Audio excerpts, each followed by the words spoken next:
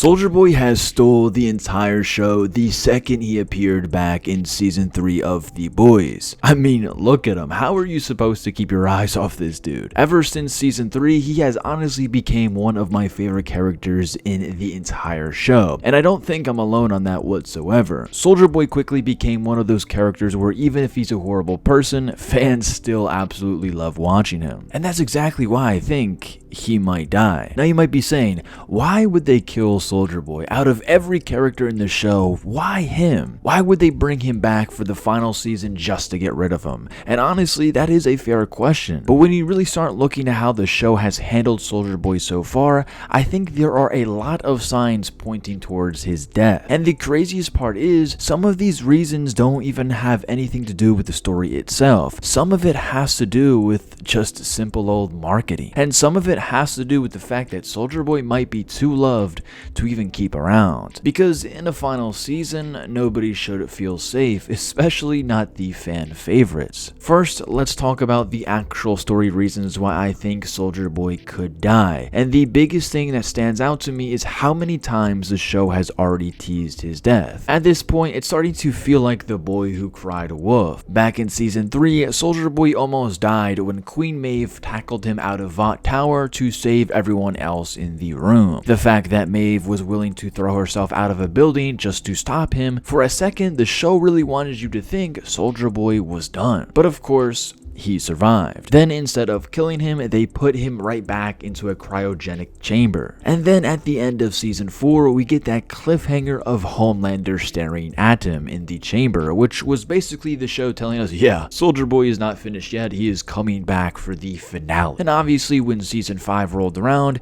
he does come back. But then what happens? In the first 2 episodes of season 5, he gets through another near-death experience. He gets hit with the soup-killing virus, and he doesn't just get injured, like ouch, this kinda hurts, I may need to retreat. No, the virus actually almost kills him. Like, we literally see his body being dragged out in a body bag. The show wanted us to think, even just for a second, that Soulja Boy was dead. But at the end of episode 2, he gets up like nothing happened. And that is what makes me suspicious, because when a show keeps giving one character fake out deaths, eventually one of those fake outs might not be fake anymore. The audience starts to get comfortable and we start thinking, okay, Soulja Boy always survives, there's no way he would actually die. And that is exactly when a show like The Boys would pull the rug out from under us. This is also where the Supernatural connection comes in. Eric Kripke was the showrunner for Supernatural, and now he's the showrunner for The Boys as well. And when you look at Soulja Boy, especially with Jensen Ackles playing him, it's kind of impossible not to think about Dean Winchester. For all my Supernatural enjoyers, in Supernatural, Sam and Dean have near-death experiences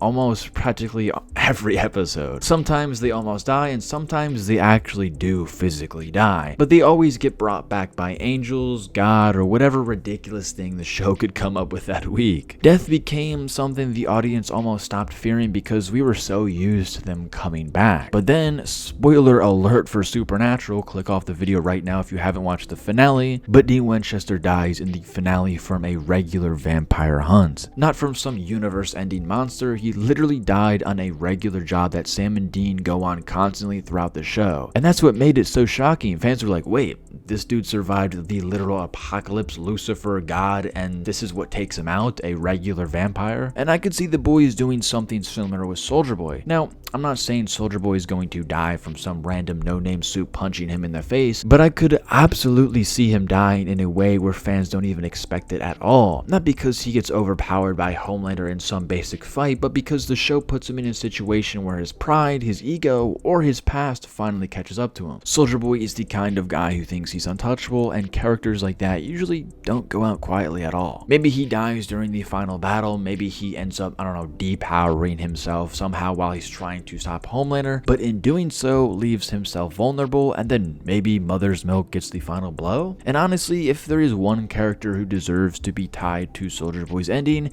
it is MM. Their conflict has been sitting there since season 3. Soulja Boy ruined MM's life, he killed his family, and he became the symbol of everything MM hates about Vought, superheroes, and the powerful people who destroy regular families without ever facing consequences. So if Soulja Boy does die, I don't think it would be random defend him at all, to be honest. I think it should mean something. And having MM involved in that death would give his real arc closure. And that brings me to another major reason why I think Soldier Boy might die, which is Vought Rising. Because let's be real, another huge reason for showrunners to kill off Soldier Boy in the final season is because they need to set up hype for the prequel they are making. Episode 4 of season 5 already felt like it was doing a lot of setup for Vought Rising. Some people even called it filler, but honestly, I still thought it was a good episode, even though it might have been filler. And even if it was partly there to build up hype for the prequel, I don't really blame them. I mean, the show is ending, but the universe clearly is not. So how do you get people emotionally invested in a prequel? You make them feel like the character's present day story is over. If Soldier Boy survives the final season and just walks off into the sunset, then fans can still think, okay, well, maybe he'll just pop up again in another spin-off. Maybe there's still more to do with him in the present timeline. But if the show kills him off, that changes everything. Suddenly, Vought Rising becomes the only place left to see more of Soldier Boy. And it becomes a full circle moment as well. We know how Soldier Boy stories end,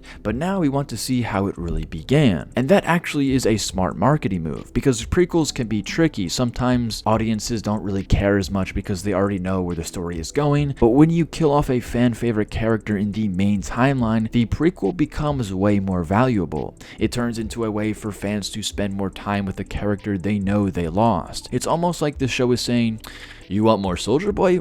Well, then you're not going to get him in the present time anymore. Go watch Vought Rising. Because Soldier Boy is one of those characters where there is still so much mystery around him. We know pieces of his past, but we still haven't seen the full story of how he became the monster we know now. If Soldier Boy dies in the final season, then the prequel can basically become a character study of how this man was created. How did Vought shape him? How did fame corrupt him? Was he always this awful, or did the company mold him into exactly what they needed? That is the kind of stuff I would actually want to watch. Imagine the final season showing us the downfall of Vought's first god and Vought's current god. Soldier Boy and Homelander are two different versions of the same disease. Soldier Boy represents the old school version of American propaganda, and Homelander represents the modern version. They are both fake heroes created by the same machine, so having Soldier Boy die before, during, or even because of the final confrontation with Homelander would actually make a lot of thematic sense. There is also the possibility that Soldier Boy dies doing something almost heroic, but not in a clean, cheesy redemption way. Now, I don't think A-Train's redemption way was cheesy at all. I think that was perfect, but I don't think Soldier Boy should suddenly become a good guy. I don't know, that kind of would feel fake in a way, not with his personality at least. But he could still die doing one useful thing. Maybe he helps stop Homelander not because he cares about saving people, but because he hates what Homelander represents. And maybe his final act is not about saving the world, but proving that he is still the stronger man. And weirdly,